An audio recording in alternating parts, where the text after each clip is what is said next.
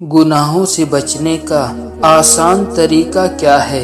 میرے پیارے اسلامی بھائیوں اور بہنوں، انسان اس دنیا میں آیا ہے تو اس کی زندگی امتحان ہے۔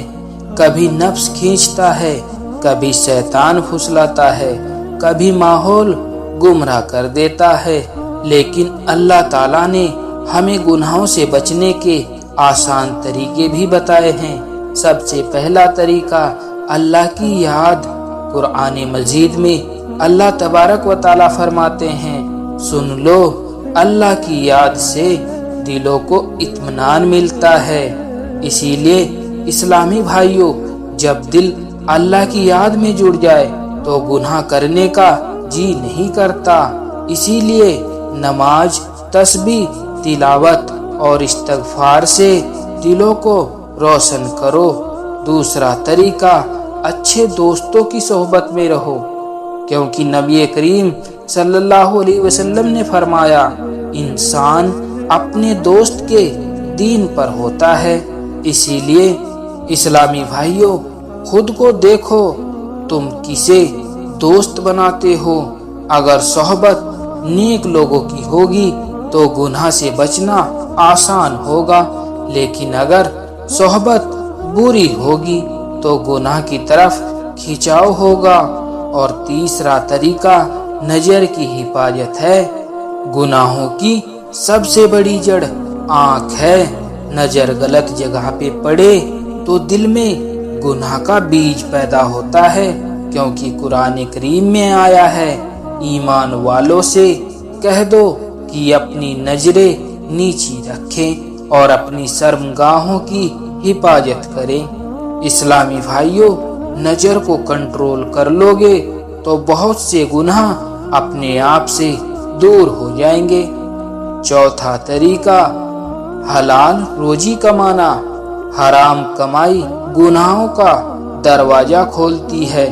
جب پیٹ حرام سے بھرے گا تو دل گناہوں کی طرف جھکے گا۔ اسی لیے حلال اور پاک کمائی پر بھروسہ رکھو۔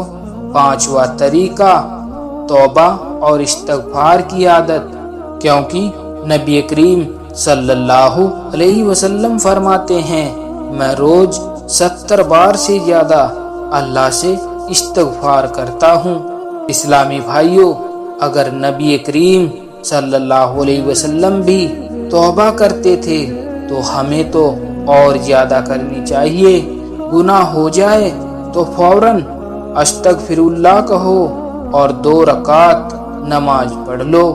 چھٹا طریقہ، آخرت کو یاد کرنا۔ قبر کی تنگی، حساب کا میدان، جہنم کی آگ اور جنت کی نعمتیں، جب انسان ان چیزوں کو یاد کرتا ہے تو گناہ کرنے سے ڈرتا ہے۔ اور 7واں طریقہ دعا ہے۔